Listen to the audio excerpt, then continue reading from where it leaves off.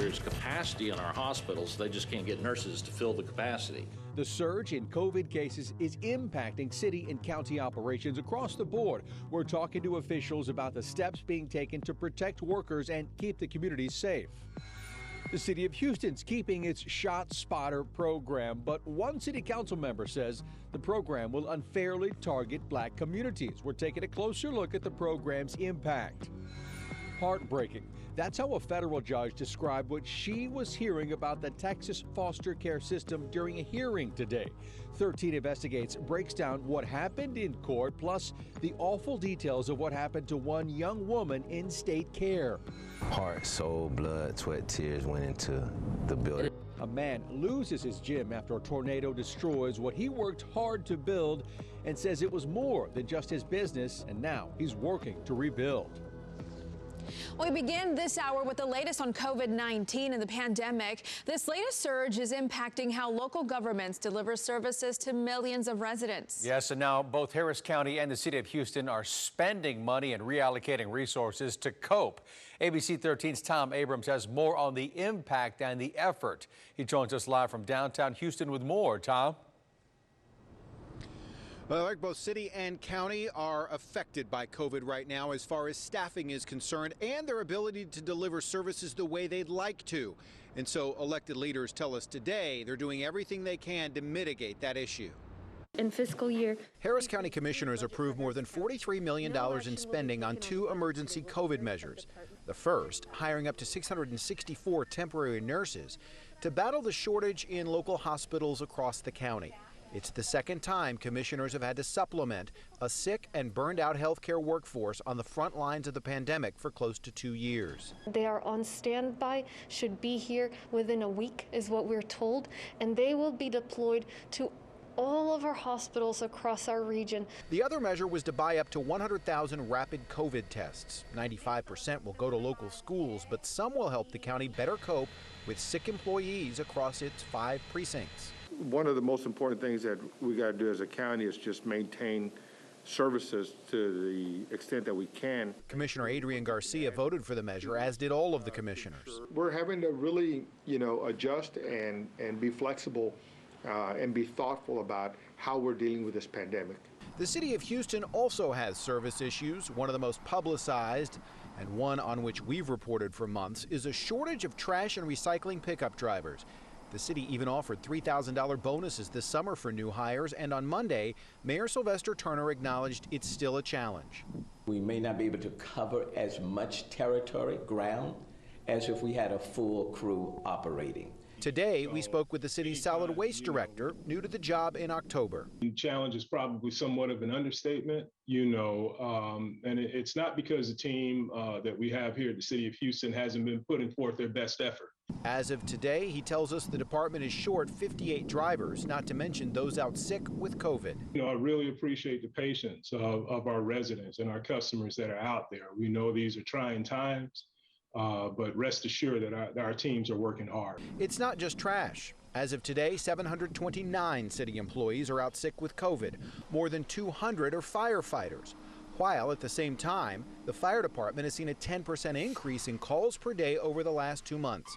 Those issues and elongated hospital times have combined to increase response times. We are working through this virus just like everyone else. Reporting in Houston, Tom Abrams, ABC 13 Eyewitness News. So let's take a closer look at what we're seeing when it comes to COVID cases across the state here. According to state health officials, right now, statewide positivity rate is nearly 37%, meaning that's the percentage of tests coming back positive. Data from state health officials also shows us that the number of new cases, hospitalizations, and deaths all continue to rise over the last week. And we know you have a lot of questions about the Omicron variant, which is why Action 13 is holding a town hall this week. Eyewitness News anchor Rita Garcia will be joined by medical experts and leaders who will answer your questions. You can submit them on ABC13.com and the ABC13 News app. Then watch the town hall on Thursday from 7 to 8 at ABC13.com and the ABC13 app wherever you stream. A 17-year-old who was facing charges after a deputy-involved shooting at NRG Park has had her charges dropped. The Precinct 1 deputy who shot at her was later fired. Since then, we have been working to get more answers as to what led up to this incident in the first place. ABC 13's Courtney Carpenter is live at NRG Park with the very latest. Courtney. Yeah, the deputy-involved shooting happened here at NRG Park in the early morning hours of December 26. Still a lot to find out about what exactly happened and who the deputy is that's involved. Today, Precinct 1 confirming there is body camera footage showing what happened. It's a red flag. It lets you know that there was something that they was covering up. Darren Hannibal still has a lot of questions about what exactly led up to a Precinct 1 deputy shooting his 17-year-old daughter, Charisma Hannibal, during an incident at NRG Park the day after Christmas. 5 days later, the deputy involved was fired. The deputy did not follow policy or training, and I'm not going to have that. So that's why I took the swift action that I took in terminating the deputy. Today, Precinct 1 Constable Alan Rosen says he worked with the DA's office in getting the charges against Charisma related to the shooting incident dropped. Oh, I mean, I'm about fairness. I'm about right and wrong. When asked specifically about what policy the deputy did not follow that day, Rosen said it related to excessive use of force. Still, the deputy has not been identified. No. It's under investigation. That's really all I can get into. I would love to go deep into it because I took the appropriate action. According to HPD, the deputy was working at Reliant Park when she saw an SUV driving erratically through a parking lot where no one was supposed to be. The deputy tried to stop the vehicle, but the driver, identified as Charisma, didn't follow orders, according to police. They say when she tried to get back into the vehicle, which had been reported stolen, the deputy shot her. Always a big question when it comes to incidents like this, is there body camera footage? Precinct 1 says there is, and eventually they'll release it. At some point, I'm happy to. Absolutely. I believe in transparency, too. Now, as for what may happen with this now fired deputy, our legal analyst says that absolutely charges may be filed. It's all going to come down to if it's believed that this shooting was justified or not.